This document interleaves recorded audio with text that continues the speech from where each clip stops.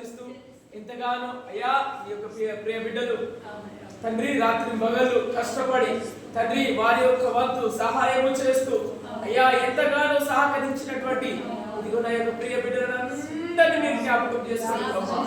ఒకరు 100 రూపాయలు, 200 రూపాయలు, 500 రూపాయలు, 1000 అయ్యా 5000, 8000 యేసయ్యా ఆ కుటుంబాలను నిండారుగా దీవించండి అయ్యా, మీరు ఆశీర్వదించండి అయ్యా. మేము నిజంగా అద్భుతం జరిగించారు. వందనాలయ్యా. ఇదిగో మా యొక్క ఇది 40 రోజుల ఉపవాస ప్రార్థన యొక్క ఇదిగో ప్రతిఫలము యేసు నామములో ఇంకా ప్రతి ఏటా ఈ విధంగా జరుగును గాక. అనేకులు ముందుకు వచ్చును గాక.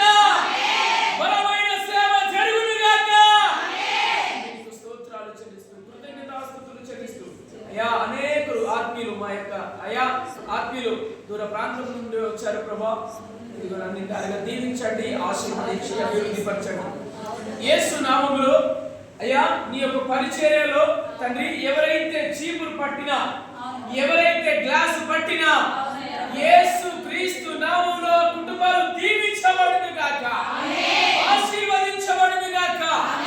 ఎవరైతే గుప్పిలు విప్పారో యేసు నామములో ఆ కుటుంబాలు దీవించబడును గాక. ఇవరి కుటుంబాలు కూడా దీవించబడును గాక. యేసయ్యా మీరే కృప చూపించండి, సహాయం చేయండి.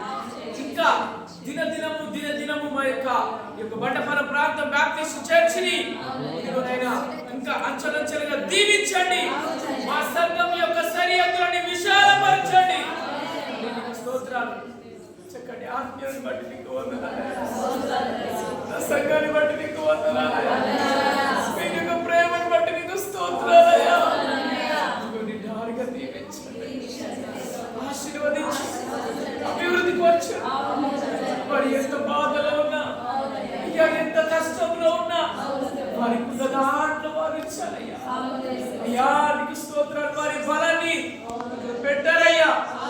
మీరే జ్ఞాపకం చేసుకోండి అయ్యా. విత్తబడిన వాక్యము నిరంతరంగా ఫలింపచేయబడును గాక. ఒక్కొక్కరు బండ మీద ఇల్లు కట్టుదురు గాక. వందనాలు స్తోత్రాలు చెల్లిస్తూ కృతజ్ఞతాస్తుతులు చెల్లిస్తూ మా యొక్క ప్రియ బిడ్డలందరినీ నిండారుగా దీవించి ఆశీర్వదించి అయ్యా ఈ యొక్క కూడిగా మాకు దీవెనకరంగా మీకు మహిమకరంగా జరిగించినందుకై మీకు స్తోత్రాలు కృతజ్ఞతాస్తుతులు చెల్లిస్తూ యేసు క్రీస్తు నామములో ప్రార్థించి అడిగి వేడుకొంచున్నాము తండ్రి. ఆమేన్.